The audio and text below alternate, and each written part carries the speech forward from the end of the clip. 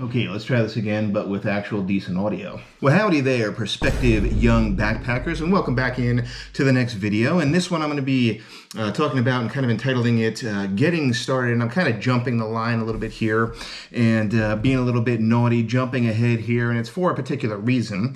And the reason for that is to give you some quick tips before you head out on your first backpacking trip. Just a couple of different things that you might want to think about before you, spend $2,000 and strap a bunch of crap on your back and decide that you hate it and you're never going to do it again. This will hopefully prevent you from actually doing that. So let's get into the quick tips that I have for you.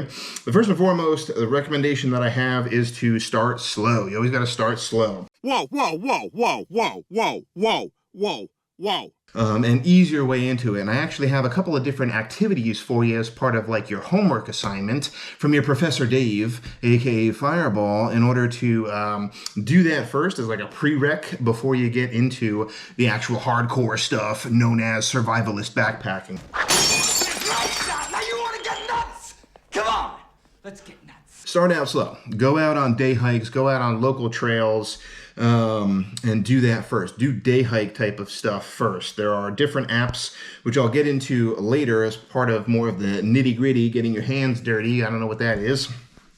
And trying to give you different tools that you can use, but they have different apps like AllTrails, Onyx, Gaia. A lot of them have free versions just so that you can look up your local trails and kind of see what's out there, see what's in your backyard, so to speak, right? And speaking of your backyard, that is an excellent place for you to camp out. So that would be another thing that I would recommend, is just doing some very local, as in your backyard if you got one, kind of camping. And then also they have a couple of different terms here. We've got car camping and we've got glamping too, right? Car camping is where you just park your car right next to a camping spot and try doing that. And then glamping is like if you got rich friends who have this, big old glamped out trailer that you can, roll up to and sleep in a cushiony type of bed rather than in the dirt or cowboy camping or, in a tent or a hammock.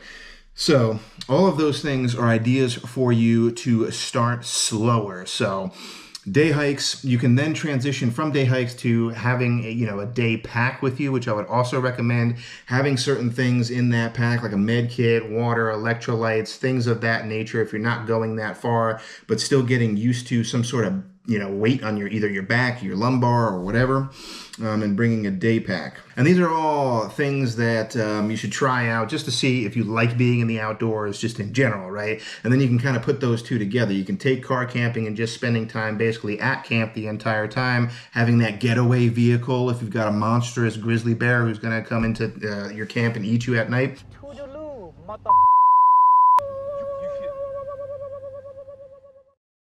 And then also, the day hike and getting in the miles underneath your feet, right? You can also kind of combo those up, right? You can kind of base camp at a car camping spot, and then during the day, if you parked in a decent spot that has trails around it, go out on day hikes for those trails, and then start piecing those together. The next tip that I got for you is to gravitate towards groups. We are stronger in numbers, right? Don't go it alone, go with friends. And my wolf pack, it grew by one. So there were two of us in the wolf pack. I was alone first in the pack, and then Doug joined in later. Go with loved ones. Go with acquaintances or just, people that you can just stand to be around for a decent amount of time. That is also important for more than one reason. The first and foremost is, it takes the fear out of going solo out of it. So you don't want to just start in the trenches, so to speak. And the second thing is, if you got a friend like me, You got a friend in me.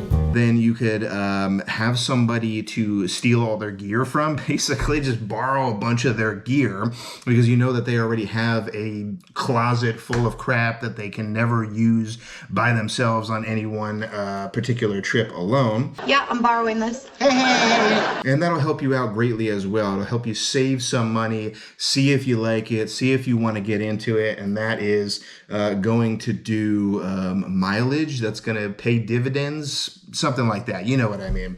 It's going to go a long way to figuring out whether or not you actually like it or not. I'm articulating a lot with my hands, but that's just because we Italians like to speak with our hands that way. That's a spicy meatball. Now, if you're a loner like me and an introvert like me and you don't have a bunch of different friends, then you create YouTube videos. Now, you can then, if you don't have those as kind of like options, maybe you don't have a backyard or something like that, consider, if you have an REI next to you, renting your gear. That's always a big tip that I like to recommend, because that is kind of like the next best step, right? And that's also when you're starting to get into it a little bit more advanced into the beginner zone there. And I'll reiterate this throughout the course, where you want to test out gear first if you can, before just diving in, cashing out your entire life savings for this gear and then going broke, or going on some kind of layaway plan or whatever. You don't want any of that, right? You want to make sure that the decisions that you're making around the gear is going to be solid. And I've avoided talking about gear as much as I can, so I'm going to continue to try and do that. But yeah, REI, if you've got one near you, or some other kind of either thrift store or something that can rent gear, can also be pretty key in dialing in what you like and what you don't like. And after all this is kind of said and done, get some day hikes under your belt. Again, to recap, gravitate towards friends. Don't go it alone. Go in groups. Do some car camping. Do some glamping with a trailer. Test all that out first to see if you like it. And then you can kind of graduate to your first backpacking trip. And even then, and I'll reiterate this at the end of the course, but I'll give you a little teaser, a little taste right now, I would say, go small. Again, even on your first backpacking trip, only do a few miles. Have different ways that you can get out quickly if you need to. If there's a route that you can map that has like a little offshoot side access road, do something like that. Do an overnighter, what we call an overnighter, where you're just going for one night and then coming out, either in a loop fashion, which is preferred in my opinion, because you get to see a little bit more, or in what's known as an out and back, where you go to an endpoint and then you come back. But don't do too many miles. Go, 5 miles, 6 miles, whatever you feel comfortable with, but don't stretch it. Don't go super far. Don't do crazy elevation. Don't get into, crazy environments where there's fire and brimstone coming at you and meteors and stuff like that. You don't want that for your first trip, okay? That's advanced stuff. So chillax. Pump your brakes, kid. And you'll thank me later on that one. You don't want to dive into a 20+ mile arduous trek on your first trek, because your boy might have done that with one of his buddies, and that buddy still doesn't really want to go out on another backpacking trip with him because of it. Okay, so start small. I guess that's basically to recap this entire thing. Start slow, start small, and I'll catch you in the next video.